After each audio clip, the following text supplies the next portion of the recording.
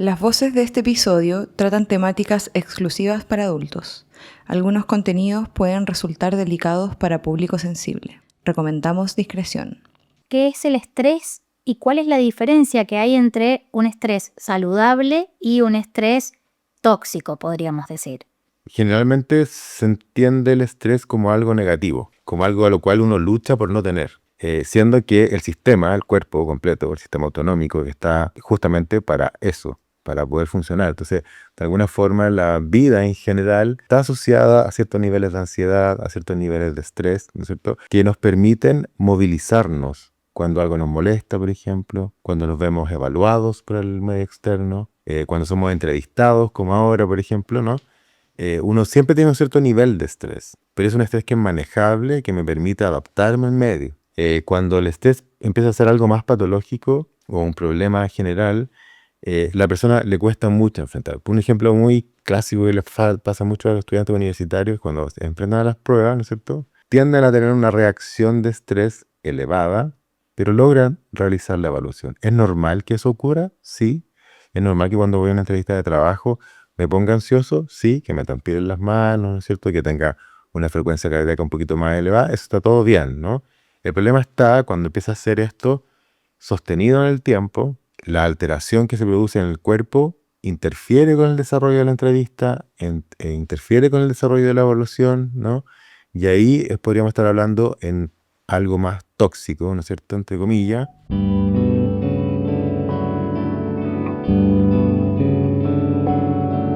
Bienvenidos a un nuevo episodio de Escucho Voces, lo que nos pasa por la mente contado en voz alta. Hoy vamos a entrevistar a Claudio Peñafiel. Bienvenido, Claudio, ¿cómo estás? Hola, Celeste, ¿cómo estás? Mucho gusto. Vamos a hablar sobre el impacto del trauma, los trastornos asociados y las terapias disponibles para tratarlo, pero antes vamos a presentar a nuestros auspiciadores. El primer paso cuenta. Grupo Intus, un centro de atención psicológica presente en Chile y Argentina, con un equipo integral, psicólogos, psiquiatras y especialistas en todo tipo de necesidades. Además, contamos con una unidad infanto-juvenil y de adicciones. Te escuchamos primero. Ofrecemos una entrevista gratuita para entenderte y conectarte con el profesional que cumpla tus requerimientos y mejor se adapte a ti. Nos tomamos en serio tu bienestar. Búscanos en redes como @grupo_intus y www.grupointus.com. Ahora sí, Claudio, gracias por estar con nosotros. Para empezar, vamos a hablar sobre algunos conceptos fundamentales que nos van a ayudar a entender mejor el tema. Experiencias adversas. ¿Qué son y cómo podemos diferenciarlas de eventos traumáticos? Ya, claro, es un concepto que es importante definir, ¿no es cierto?, en términos bien básicos para su comprensión. En el fondo, las experiencias adversas son un conjunto de experiencias generales que tienen que ver con que las personas tienen una reacción, ¿vale?, acorde a la situación en la cual están viviendo, ¿vale?, que pueden ser, por ejemplo, el divorcio de los padres, la separación, terminar una relación, sufrir o presenciar agresiones a otras personas, ¿no? Más que sufrir una agresión directamente, sino que es presenciarlas, ¿no? Esa experiencia tiene una intensidad, ¿vale? Es frente a una situación que es negativa, ¿vale?, pero no tiene las características que tiene un evento traumático propiamente tal, ¿ya? Un evento traumático está más bien asociado a una reacción de miedo intenso, de horror y de indefensión, ¿ya? Esa es una gran diferencia que hay entre una experiencia adversa y una experiencia traumática, ¿ya? La experiencia traumática, propiamente tal, después, en el tiempo, puede aparecer, ¿no es cierto?, de manera intrusiva en la mente de las personas y generar una pequeña o un gran alteración en el funcionamiento de las personas en general, ¿ya? Entonces es importante poder diferenciarlo porque muchas personas a veces consultan porque tienen eventos traumáticos que son adversos, ¿no? Y a veces en el mismo lenguaje, cuando uno define la experiencia que uno tiene, ¿no?, es importante tratar de manejar un poco estas definiciones, ¿no? Tratar de poder que las personas se entiendan un poco en qué lugar, desde qué punto de vista hay que ir manejando o entendiendo la experiencia propiamente tal, ¿no? Porque a veces una experiencia adversa una experiencia adversa puede ser un factor de riesgo para muchas patologías, no solamente mentales, ¿vale? Hay un estudio del año 98 de Felitti, por ejemplo, que se hizo un estudio de larga data con un gran número de personas, en donde ve que la acumulación de experiencias adversas en las personas, ¿vale? Si bien no necesariamente van a generar un estrés postraumático posterior o eventos traumáticos, sí puede afectar a la salud general, como mayor predisposición al consumo de sustancias, alcohol, síntomas depresivos posteriores, ¿no? Incluso tiene afecciones físicas, ¿vale? Ahora, todo esto son correlaciones, ¿no? No es una relación directa, ¿vale? Pero es importante como ir viéndolo, no sé, por el momento de cuando uno entiende un poco la experiencia adversa, eh, que es la acumulación, ¿no es cierto?, de experiencias que pueden ser predisponentes para ciertas patologías y se van a diferenciar del trauma porque el trauma tiene, o la experiencia traumática tiene una característica que la persona siente miedo intenso, ¿no? Como decía al principio, miedo intenso, horror, ¿no es cierto?, una sensación de indefensión o de muerte inminente. Entonces, de esa manera uno puede diferenciar muy generalmente qué son las experiencias adversas y traumáticas. Claudia, contanos, ¿qué es el estrés y cuál es la diferencia que hay entre un estrés saludable y un estrés tóxico, podríamos decir? Ya, eso también es súper interesante tenerlo presente porque generalmente se entiende el estrés como algo negativo, ¿no? Como algo a lo cual uno lucha por no tener, ¿no? Siendo que el sistema, el cuerpo completo, el sistema autonómico, está justamente para eso, para poder funcionar. Entonces, de alguna forma, la vida en general está asociada a ciertos niveles de ansiedad, a ciertos niveles de estrés, ¿no es cierto?, que nos permiten movilizarnos cuando algo nos molesta, por ejemplo, cuando nos vemos evaluados por el medio externo, cuando somos entrevistados, como ahora, por ejemplo, ¿no? Uno siempre tiene un cierto nivel de estrés, ¿no? Pero es un estrés que es manejable, que me permite adaptarme al medio, ¿no? Cuando el estrés empieza a ser algo más patológico o un problema general, la persona le cuesta mucho enfrentar. Un ejemplo muy clásico que le pasa mucho a los estudiantes universitarios cuando se enfrentan a las pruebas, ¿no es cierto? Eh, Tienden a tener una reacción de estrés elevada, pero logran realizar la evaluación. ¿Es normal que eso ocurra? Sí. ¿Es normal que cuando voy a una entrevista de trabajo me ponga ansioso? Sí. Que me transpiren las manos, ¿no es cierto? Que tenga una frecuencia cardíaca un poquito más elevada. Eso está todo bien, ¿no? El problema está cuando empieza a hacer esto sostenido en el tiempo, ¿vale? La alteración que se produce en el cuerpo interfiere con el desarrollo de la entrevista, interfiere con el desarrollo de la evaluación, ¿no? Y ahí podríamos estar hablando en algo más tóxico, ¿no es cierto?, entre comillas. Y esto, cuando empieza a ser ya un estrés que es sostenido en el tiempo, sin un evento que lo explique, ¿no?, ya podríamos estar hablando de un estrés que es más tóxico, ¿no? O sea, hay situaciones que generalmente las personas pueden reaccionar bien, sin embargo, en esta situación, en la misma, yo empiezo a reaccionar mucho más fuerte, con mucha más energía, mi cuerpo se activa mucho más, me bloqueo mucho más, me cuesta dormir, me baja el apetito, etcétera, ¿no? Y ahí podríamos estar hablando de un estrés más bien tóxico. Muy claro, Claudio. En este tiempo hemos escuchado hablar mucho acerca del cortisol. ¿Qué rol juega en la respuesta al estrés? Ya, el cortisol es entretenido nombrarlo, ¿no? Porque, bueno, el cortisol es una hormona, ¿vale? Una hormona que tiene una forma de comportarse en el cuerpo durante el día, sobre todo en la mañana, cuando uno llega a la hora del almuerzo también se eleva, ¿no es cierto? Y el cortisol sirve, ¿no?, para el funcionamiento del cuerpo en general, ¿vale? Al igual que el estrés, tratando de tomar esto como algo que es natural, ¿no? Hay un boom de hablar del cortisol como una gran explicación a todo el trauma y a todas las experiencias estresantes, ¿no? Claro, efectivamente, si yo me hago un corte en la mano, ¿no?, mi sistema autonómico va a reaccionar y el eje este famoso HPA, ¿no?, va a permitir la liberación. Al activarse va a permitir la liberación de cortisol, ¿vale? Ahora, el cortisol acompaña este evento que puede ser adverso, que puede ser estresante, ¿no? Está todo bien hasta ahí, ¿no? El tema es que cuando las experiencias adversas son acumulativas, son repetitivas, o las experiencias traumáticas son repetitivas, ¿no? Hay una liberación de cortisol que es permanente.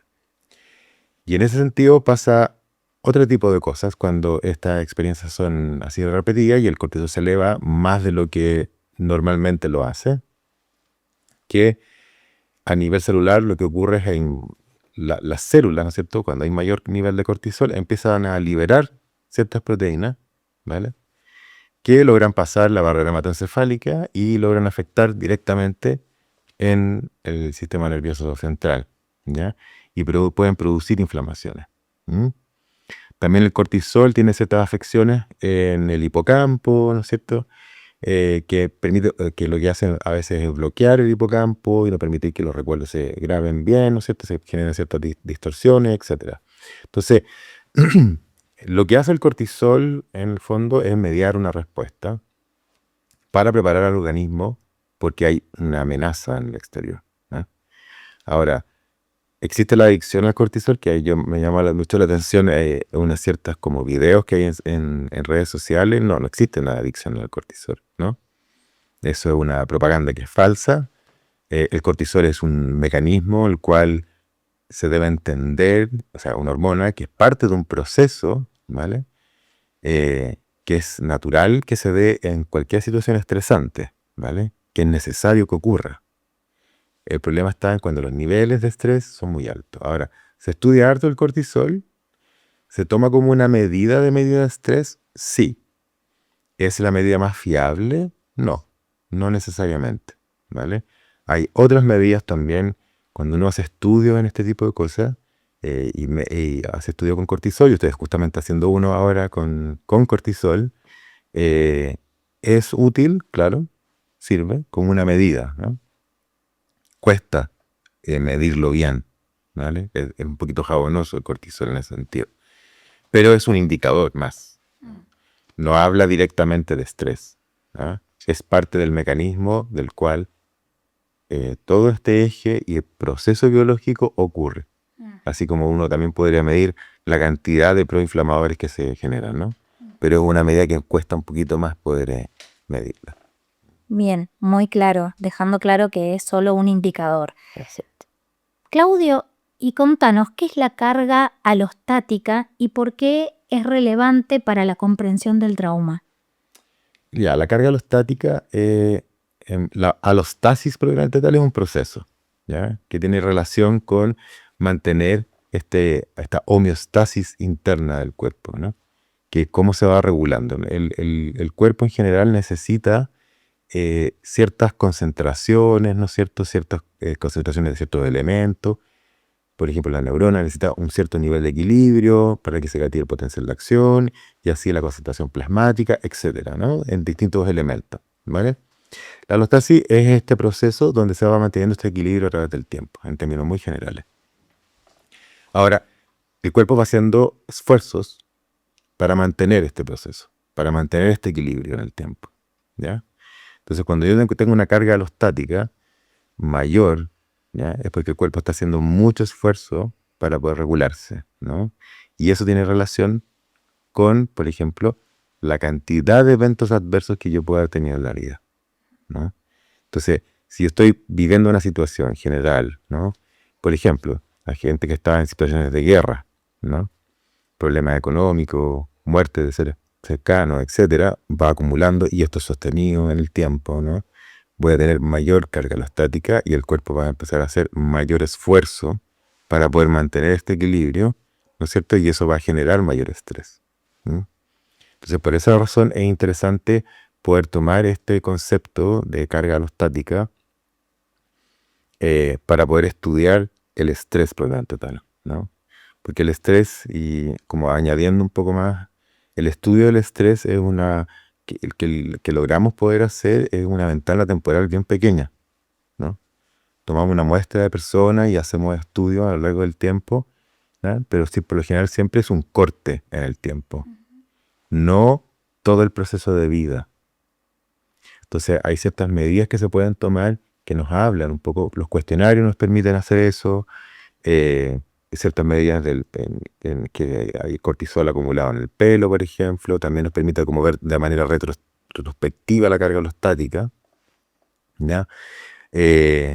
Para poder saber cómo esa persona ha sido como afectada por el estrés o las situaciones. Pero sin embargo con eso, aún así el fenómeno del estrés no se logra poder estudiar completo, porque también no logramos acceder a cuáles son las replicaciones proteicas que se producen en la gestación, por ejemplo, ¿no? O qué cantidad de estrés tuvo la madre durante el proceso de gestación, y así sucesivamente hacia atrás, ¿no? Entonces, el fenómeno del estrés se puede estudiar de distintas maneras. Sin embargo, el estrés como fenómeno, ¿no?, es algo que es mucho más amplio, ¿ya?, y dura mucho tiempo. Entonces, a veces las personas tienden a sobreestresarse por este concepto, ¿no? Y que estoy muy estresado, ¿no? Entonces, pues es importante tratar de manejar ciertos conceptos claves para poder uno también definir qué es lo que está viviendo, ¿no? Bien, ahora sabemos que la ansiedad es una reacción común y que muchas personas la hemos experimentado y la experimentamos todo el tiempo. Pero ¿cuándo deja de ser normal? ¿Cuándo se convierte en un problema clínico? Claro, la ansiedad en general, ¿no es cierto?, te asocia mucho al estrés. Hay una cierta actividad, ¿no?, del cuerpo, como lo que le hablamos un rato. Uno logra sobreponerse a un cierto nivel de estrés. Mi reacción, ¿vale?, a la situación es proporcional, ¿de acuerdo? Cuando esta reacción de estrés, mi actividad, la frecuencia cardíaca, ¿no es cierto?, la sudoración de las manos, la forma de pensar que tengo, empieza a sobre reaccionar frente a un estímulo, ahí podríamos estar hablando de un problema del manejo del estrés de la persona, ¿no? Ver si es que la persona tiene las herramientas para poder enfrentarse a la situación, ¿no? Entonces, en ese contexto podríamos estar hablando un poco de que hay un estrés más bien patológico clínico, más que un estrés normal. Claudio, ahora que tenemos una base sólida sobre el trauma y su impacto, vamos a hablar un poco de las patologías relacionadas. Yep. ¿Qué es el trastorno de estrés postraumático o TEPT y cuáles son sus principales síntomas? Ya. Mira, el estrés postraumático es un diagnóstico que se establece cuando aparecen luego de la vivencia de una situación traumática. Es decir, que la persona siente indefensión, ¿no es cierto?, un horror o miedo o una sensación de muerte inminente, producto de una situación determinada, choque automovilístico, etc. Posteriormente a eso emergen y aparecen ciertos síntomas que el primero, que más se conoce, el revivenciar, ¿no?, la situación traumática como un flashback, como algo que aparece en la conciencia, una imagen, y la persona empieza a revivirlo nuevamente. Otro es las conductas de evitación. La persona empieza a evitar situaciones o estímulos que se asemejen, les parezcan a la situación vivida anteriormente, ¿ya? Y una sensación de hiperalerta, ¿no? Están permanentemente hipervigilantes, sintiendo una sensación de amenaza, ¿no?, muy activados, muy angustiados, ¿ya? Esas son las tres constelaciones o los tres síntomas principales para hacer el diagnóstico del estrés postraumático. ¿Y en qué se diferencia el trastorno de estrés postraumático del trastorno de estrés postraumático complejo? Ya, mira, el estrés postraumático complejo es un diagnóstico que se acepta como tal, ¿no? Viene a propósito de varios estudios durante harto tiempo, pero ya aparece en los manuales de psiquiatría aproximadamente el año 2018, ¿ya? Y se instala ya como un diagnóstico más claro, más preciso, en donde la persona, además de presentar estas tres constelaciones, síntomas, ¿no?, que son la evitación, ¿no es cierto?, la hiperalerta y la revivenciar la situación, cual vivió, aparecen otra constelación de síntomas que se relacionan con un autoconcepto, ¿vale?, como con un problema en el autoconcepto, ¿no es cierto?, en donde tiene relación con que la persona se siente culpable permanentemente, frustrada, un fracaso de manera permanente, ¿vale? Problemas en la regulación de las emociones también. A veces tiene sensaciones o reacciones de ira intensa, ¿no? Mucha rabia o mucha tristeza, mucha angustia, ¿vale? Y además presentan síntomas que tengan relación con una interferencia en las relaciones interpersonales, ¿no? Las personas tienden a aislarse, a no querer contactarse con las demás personas, ¿vale? Y se manifiestan estas tres síntomas junto con los 3 clásicos que siempre se han considerado como parte del estrés postraumático tradicional, digamos. Mm. ¿Y por qué crees que algunas personas desarrollan trastorno de estrés postraumático y otras no, aún habiendo vivido eventos más o menos similares? Mira, lo que pasa ahí, bueno, hay distintas como formas de ir viéndolo, pero hay varios factores que pueden influir. Uno es la cantidad de experiencias adversas previas, ¿no? Que se han vivido en la infancia. Por otro lado, también cuando una persona tiene una situación traumática, ¿no? De miedo intenso, también depende mucho cómo reaccione el ambiente para poder contener a esta persona, ¿no? Si esta persona es contenida, contextualizada, ¿vale? La probabilidad de generar un estrés postraumático posterior es menor, ¿vale? Y también depende mucho de la carga genética que tengan las personas, ¿no? La biología no se puede tapar de ninguna manera, ¿no? Hay personas que son mucho más sensibles a los estímulos externos y tienden a ser más ansiosas y a reaccionar de esta forma, ¿no? Entonces, en ese sentido, ¿no? Tenemos esos factores muy generales que estoy mencionando, que de alguna manera predisponen. Ahora también, no todas las personas que tienen un evento traumático intenso generan o desarrollan un estrés postraumático posterior, ¿vale? Puede ser acompañado de estos factores que estoy mencionando, y también puede ser que las habilidades de las personas para poder contenerse, su capacidad de mentalización, ¿no? De las situaciones, pueda ser muy eficiente y logran sobreponerse, ¿ya? Entonces, hasta ahora hemos hablado de trauma, trauma complejo, TEPS y TEPS complejo. ¿Nos podrías ayudar a hacer una distinción simple y breve? Claro. Mira, cuando hablamos de estrés, ¿no es cierto? Digamos normal, es cuando aparece una situación desafiante y mi reacción es acorde a ese estresor. Es decir, puedo sobreponerme al estresor, puedo desplegar las herramientas que yo tengo y puedo resolver el problema, ¿vale? Eso consideraría como un estrés normal, ¿ya? Un estrés más bien más patológico es que o tener problemas con esta situación. Aparece una situación y yo reacciono de una manera muy desproporcionada. Me cuesta poder sobreponerme muchísimo. Por ejemplo, los estudiantes universitarios tienen lagunas mentales al momento de hacer un examen, algo por el estilo. Y ahí se ven bloqueados, siempre ahí tengo un problema para poder enfrentarme, ¿no? A esta situación de estrés, que no es una amenaza, sino que es simplemente una situación de evaluación. Posteriormente ya tenemos las experiencias que son adversas, digamos, donde el divorcio, la separación, problemas económicos, presenciar, violencia en otros, qué sé yo, de manera sostenida en el tiempo. Ya empiezo a tener como ciertos recuerdos que pueden empezar a generar ciertos problemas, pero aún así me logro reponer, ¿no? Y las puedo bien hacer como malos recuerdos. Y en la experiencia traumática tengo una reacción de miedo intenso frente a una situación que es muy amenazante con daño físico, ¿no? Directo. Luego podríamos decir que está el estrés postraumático, que ya es un diagnóstico en donde la persona está interferida en su desarrollo de la vida cotidiana por estos flashbacks, por la hiperalerta, le cuesta dormir, ¿no es cierto?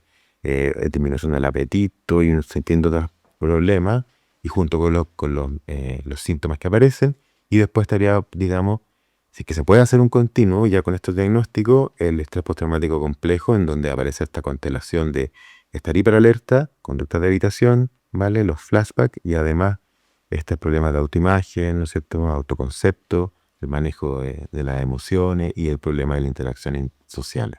Hmm. ¿Okay?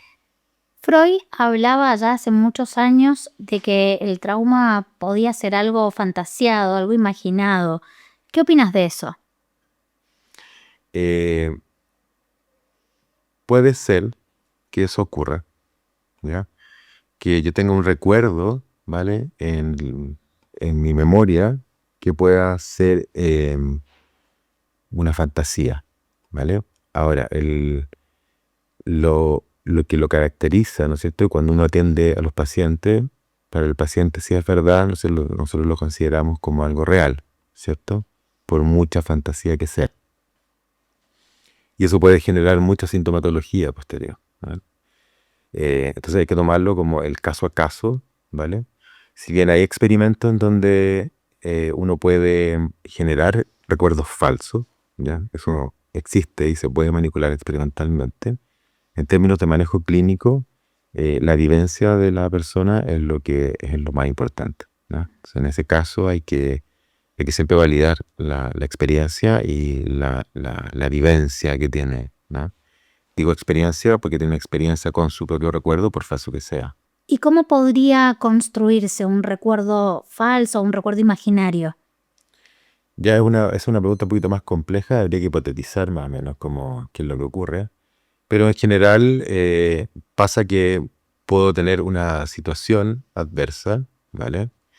Y mi dificultad para poder acceder al recuerdo y tomando esto como estímulos que pueden ser similares, distintas situaciones que pueden ser similares, una persona podría ir construyendo un cierto recuerdo, ¿vale? Que podría ser imaginario, ¿ya?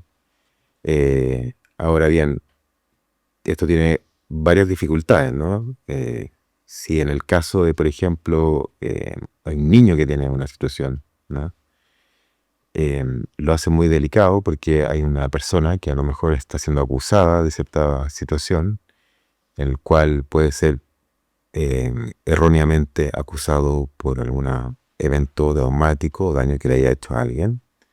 Y eso hay que estudiarlo con mucha cautela, con mucho cuidado, por el bien del niño, por el bien de la persona que está siendo acusada por algo que a lo mejor no cometió. En este contexto, esas cosas ocurren, ¿vale? No se pueden negar. Sin embargo, en la construcción, ¿no es cierto? Retomando la pregunta, van a participar muchos elementos, ¿m? Vivenciales, el contexto, la influencia de personas externas en la construcción de un recuerdo, ¿no? Que puede estar influenciado o un niño alienado con alguien y empiezan a introducirse contenido que no corresponde. Ahora, Claudio, en la niñez, ¿qué papel crees que juegan las experiencias en esta etapa de la vida en la vulnerabilidad al desarrollo de trastornos relacionados con el trauma? Mira, los niños tienen un cerebro sumamente plástico, ¿ya? Pueden aprender cosas muy rápidamente, así como también olvidarlas, ¿vale? La experiencia adversa de los niños se ha visto que genera un sinfín de problemas, ¿no? No tan solo psicológicos, sino que también a nivel cerebral, ¿ya? Hay cambios en la arquitectura, ¿no es cierto?, en la conectividad, ¿no es cierto? Puede traer problemas cognitivos, ¿no es cierto?, del problema de SI, ¿ya? Problemas de la regulación emocional también. Entonces, es muy importante el cuidado, en el fondo, de la infancia, ¿ya? Lo digo porque yo me dedico a estudiar esto, y me dedico a estudiar esto principalmente en mujeres que han sido afectadas por situaciones de violencia o experiencias adversas y traumáticas también. Y si uno revisa las cifras de la OMS, las que tengo más frescas son las del año 2022, esa experiencia, o sea, y esas cifras nos muestran que aproximadamente el 25% de las mujeres, de las niñas entre 5 y 7 años, sufren algún tipo de violencia física o sexual, ¿no? Los niños de la misma edad, aproximadamente el 11%. 120 millones de mujeres son obligadas a tener relaciones sexuales con menos de 20 años, ¿no? Entonces, las cifras son dramáticas. El problema que esto conlleva como lo mencionaba al principio, es que puede generar muchísimas alteraciones, tanto psicológicas, biológicas. Por lo tanto, es muy importante cuidar la infancia, ¿vale? Hace más de 100 años aproximadamente, Freud dijo, mira, parece que pasa algo en la infancia que puede repercutir en la adultez, ¿no? Podríamos decir, desconozco si alguien lo dijo antes, por lo menos es la información que tengo yo. Hace más de 100 años están diciendo, oye, algo pasa con los niños, y es importante. Hay medidas políticas y políticas sociales, políticas de gobierno, de Estado, que no llegan a ser suficientes para poder cuidar la infancia. Y eso es dramático, ¿no? Por lo menos para mí, que me dedico a estudiar esto. Y es como una pandemia que está permanentemente presente, de la cual se habla poco, de la cual se aborda poco, lo dramático que llega a ser y las consecuencias que esto puede traer en el desarrollo, para que las personas puedan desarrollarse de una manera exitosa, digamos, para cada uno como individuo, ¿no? Sin las dificultades de cosas que se pudiesen haber evitado de alguna forma, ¿no? O reducido, o manejado, ¿no? Porque es inevitable tener una experiencia adversa en la vida, ¿no? A veces. Claro. ¿No? Pero hay cosas que son evitables. Y cuidar la infancia es un tema tremendamente importante para la sociedad en general. Bien, exploremos ahora las soluciones y lo que dice la ciencia sobre los tratamientos actuales. ¿Cuáles son las terapias más efectivas para tratar el TEP y el trauma complejo? Es una buena pregunta. Puede ser hasta un poco polémica a veces, ¿no? Mencionar cuáles son las más efectivas, ¿no? Pero si, por ejemplo, uno considera que las terapias cognitivas conductuales son un maletín de herramientas, ¿vale? Donde podemos ir sacando distintos elementos. Las terapias cognitivas conductuales, hay un tipo de terapia cognitiva conductual que son terapias de exposición controlada, ¿vale? Se ha visto que para el estrés postraumático, las terapias de exposición controlada, ¿no? Son altamente efectivas para el tratamiento del estrés postraumático en general, ¿ya? Son las que más evidencia tienen, ¿vale? Tanto la terapia misma como el seguimiento. Por lo tanto, podríamos decir que las más efectivas son esas.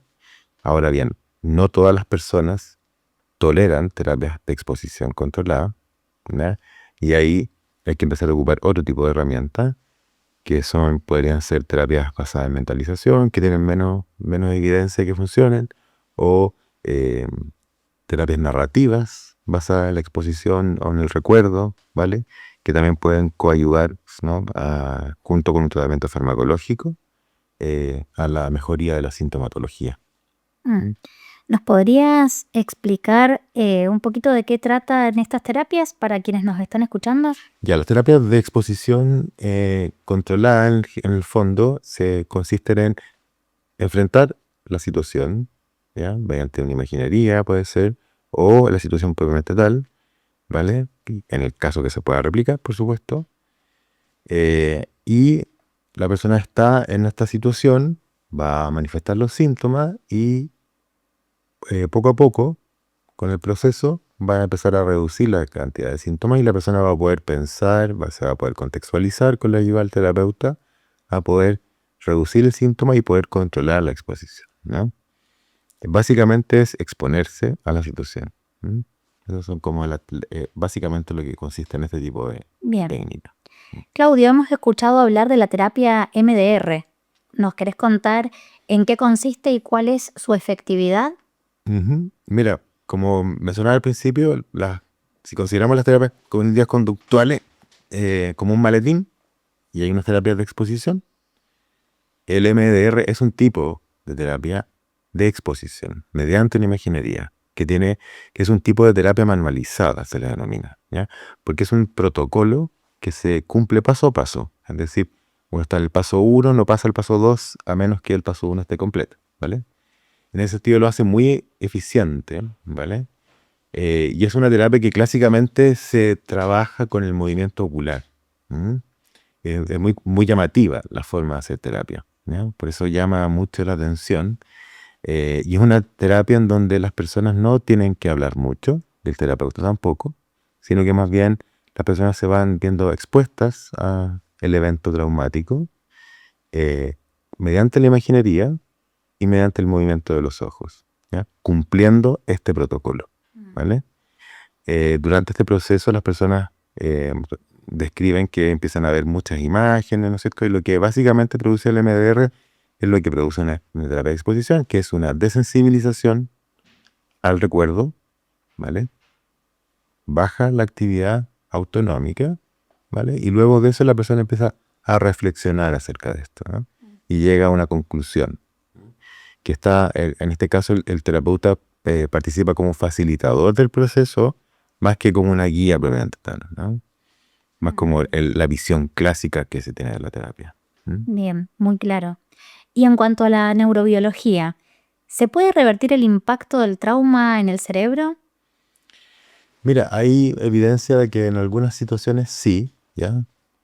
Como la regulación del tamaño del hipocampo, etcétera, ¿ya? Hay ciertas evidencias de que pueda revertirse. Ahora, para poder hablar de cómo se puede revertir, también hay que hablar de cuáles son los impactos que tiene un poco el trauma, ¿no es cierto?, en el cerebro. Hay alteraciones en el hipocampo, la amígdala está hiperreactiva, ¿no? La amígdala cerebral, ¿vale? No las amígdalas que están acá, a veces la gente se confunde, la amígdala cerebral está hiperreactiva, ¿no es cierto? El eje HPA también está muy activado.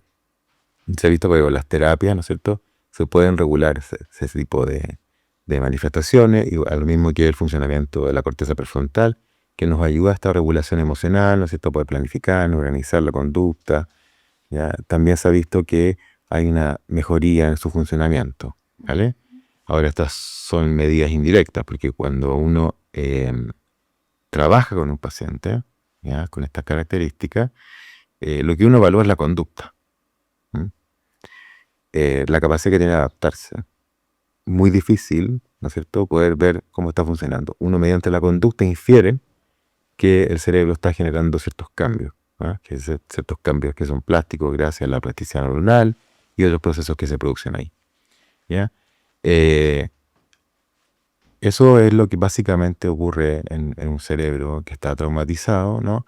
También se ha visto, ¿no?, y en la investigación que nosotros estamos haciendo en el laboratorio, que las mujeres que tienen muchos antecedentes de maltrato infantil, ¿ya?, y de experiencias adversas, con los mismos niveles de resiliencia que un grupo sin o con muy pocas experiencias adversas, mejor dicho, estas personas pueden ejecutar las tareas, ¿no es cierto?, de estrés psicosocial con el mismo nivel de efectividad que las personas que no han tenido experiencias adversas, ¿vale? Si uno mira conductualmente, parecería ser que no hay problema. Sin embargo, la actividad del cerebro, ¿ya?, el término funcional cambia, ¿ya? ¿De qué manera?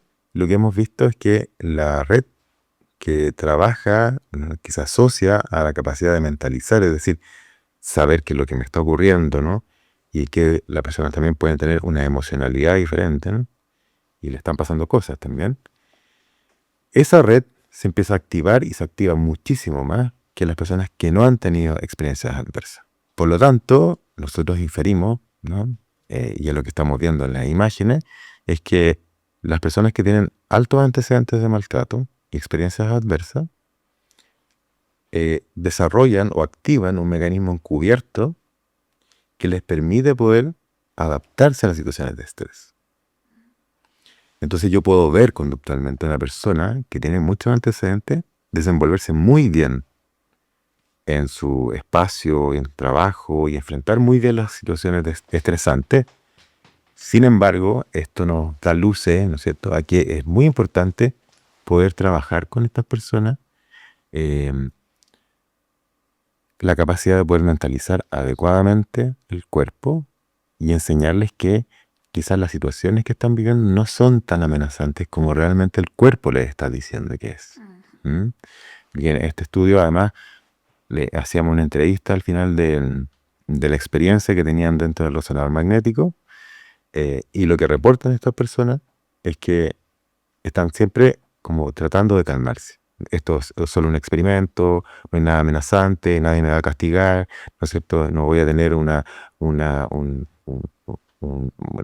como un castigo después de esto, ¿no? Está permanentemente como un autodiálogo para poder calmarse. En cambio, las personas con poco nivel de experiencias adversas están enfocados en la tarea, en hacerlo más eficiente, nada más que eso, ¿no? El cuerpo pasa desapercibido prácticamente. Entonces es una buena forma de como poder incorporar herramientas clínicas en la práctica que nos ayuden a entender mejor y a abordar mejor a estas personas. Ahora, hemos escuchado hablar mucho sobre la resiliencia. ¿Este es un concepto neurobiológico? La resiliencia como tal es un concepto físico, ¿no?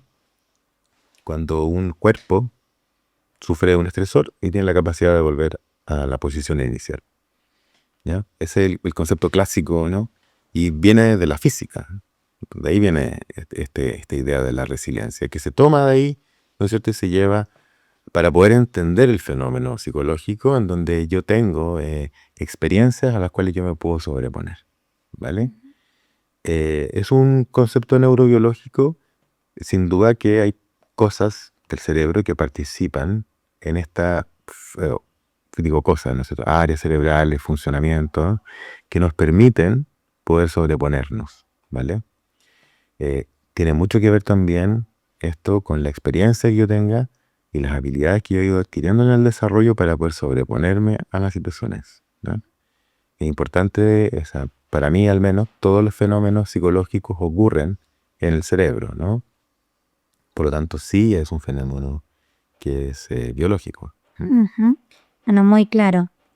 Claudio, ¿cuáles crees que son algunos de los mitos que existen sobre el trauma y cómo pensás que se podrían derribar esos mitos? Sí, hay personas que piensan, o a veces se entiende que algo traumático necesariamente es como de posguerra, o solamente se da en las personas que están en una situación de guerra, o un accidente automovilístico, o las personas que tienen eventos traumáticos. Por ejemplo, si funcionan bien es porque ya superaron el trauma, ¿vale? O si el evento traumático ocurrió hace mucho tiempo y yo tengo, no sé, 50 años, ya pasó, entonces ya no me afecta, ¿no? Hay varios como mitos asociados a ese tipo de experiencias, ¿no? Entonces, si yo tengo un recuerdo que es una experiencia adversa y aparece en mi cabeza de manera sistemática y genera dolor, ¿no? Independientemente de la distancia a la que esté en términos temporales de ese fenómeno. Claudio, ¿qué estrategias recomendás para la gestión del estrés y qué diferencia hay entre estrategias para la ansiedad esperable, la que vivimos a diario, y un trastorno de ansiedad? Ya, buena pregunta también. Mira, ir a psicoterapia siempre fue, ¿no? ¿Ya? Independientemente si uno tiene una ansiedad adaptable o no, ¿sí? Uno se adapta o no, siempre es bueno, ayuda a controlar la ansiedad. Muy importante, ejercicio físico, regular los ritmos biológicos adecuadamente, dormir las horas que corresponde o que cada una de las personas necesita dormir, ¿vale? Planificarse bien en el trabajo o en los estudios. A veces pasa mucho que las personas acumulan trabajo y en un momento final empiezan a tratar de producir, ponerse al día y se angustian muchísimo. Es muy importante poder planificarse bien el día para poder trabajar adecuadamente, etc. Básicamente es organizarse. La alimentación también es muy importante, ¿vale? Tratar de evitar la comida chatarra, tratar de comer cosas más naturales, ¿no? Y de manera frecuente, respetando los horarios de alimentación, acompañado con el ejercicio físico. Esas son las recomendaciones más básicas que uno puede tener para alguien, ¿no? Para poder controlar el estrés, ¿no? Sobre todo la organización del trabajo. A veces los estudiantes llegan a los exámenes y se ponen muy angustiados. Es Y a veces pasa porque estuvieron a última hora, ¿no? Entonces, el sentirme preparado para poder enfrentar una situación también ayuda a reducir el estrés, ¿vale? Por eso la planificación y la coordinación de las tareas es muy, muy, muy importante para ese manejo, ¿vale? Bien. Ahora, para situaciones más bien patológicas o estrés más, digamos, más de un trastorno ansioso, lo importante es ir a terapia, ¿ya? A psicoterapia. Siempre, al menos en mi forma de trabajar, siempre trabajo en paralelo con un psiquiatra, ¿no? Para poder ver el trabajo farmacológico, la farmacoterapia por una parte y la psicoterapia por otra, ¿no? Los trastornos ansiosos en general tienen altísima efectividad la psicoterapia más que la farmacoterapia, y la farmacoterapia es un coadyuvante para el trabajo psicoterapéutico, ¿no? Entonces, en casos ya obviamente más graves, donde las personas necesitan adquirir herramientas nuevas para poder enfrentarse a ciertas situaciones, es mejor siempre caer el camino de la psicoterapia y la farmacoterapia. Claudio, te quería preguntar ahora cuál es tu opinión acerca de la difusión que existe hoy en redes sociales de distintos cuadros, de distintas patologías, y cómo crees que eso genera una especie de ola cada vez más grande de autodiagnósticos. Wow, es un tema, ¿no? Es un tema muy delicado, ¿ya? Si bien las redes sociales han ayudado de alguna manera a difundir la salud mental como algo importante, y las personas cada vez consultan más. Antiguamente, ir al psicólogo efectivamente era para locos, ¿no? Y el psiquiatra igual, ¿no? Para la gente que estaba encerrada en los psiquiátricos prácticamente, o las personas iban a la psicoterapia de manera muy oculta, ¿no? Actualmente se pide como prácticamente estar terapiado como parte de la revisión técnica del auto, ¿no? En ese sentido, han ayudado las redes sociales a socializar los temas, a hablar sobre la salud mental como algo importante, ¿vale? Sin embargo, ¿ya? Viene toda esta otra ola donde aparece unos comentarios, ¿vale? Que realmente, para mi opinión personal, son nefastos, ¿ya? Porque son confundentes, ¿vale? El diagnóstico o un mal diagnóstico puede llevar a una muy mala intervención que puede ser iatrogénica, ¿vale? Y incorporar un diagnóstico hecho por las redes sociales o por alguien en las redes sociales es muy delicado, ¿vale? Porque le puede añadir un nivel de sufrimiento a la persona que no tiene, ¿vale? Una persona, y puede llevarlo a consultar, claro, por algo que no es. Entonces, al momento de ir a terapia, le van a decir quizás, ¿sabe qué? No tiene esto, o no tiene A, tiene B, o no tiene nada. Y las personas se sienten muy frustradas, ¿no? Por lo tanto, muy delicado hacer un autodiagnóstico en redes sociales. Lo que puede permitir una red social es que logre identificar yo que tengo un problema y voy a consultar, fin, ¿no? Pero el que se hagan diagnósticos por redes sociales es muy delicado, ¿no? Yo lo encuentro algo que se debiera estar regular, encuentro, Claro. ¿no? Y también se dramatiza muchísimo, a propósito de que ahora estamos hablando del trauma y de la experiencia adversa, una cosa que es muy clara. En el caso del estrés postraumático, cuando tengo un estrés postraumático, tengo un evento reconocido, claro, y que tengo síntomas, ¿vale? Entonces hay un evento 1 que lleva al evento 2, digamos. Ahora, un evento del pasado no necesariamente va a explicar la sintomatología actual. O sea, yo he visto algunos como videos, ¿no? De personas que prácticamente es que si, no sé, tienes una espinilla aquí es porque tu papá era así, así. Eso es realmente una locura, ¿no? Es muy grave. Es muy, muy grave, muy grave. No todo se explica, todo lo que me ocurre actualmente se explica por un evento del pasado también, ¿no? Y en eso también hay que ser muy, muy preciso al poder hacerlo, ¿no? Yo tengo una obsesión por los diagnósticos en términos profesionales, ¿no? Y existen muchas herramientas. Por lo tanto, siempre es importante consultar a un profesional calificado que esté debidamente entrenado y un psiquiatra que permita que tenga el mismo nivel, ¿no?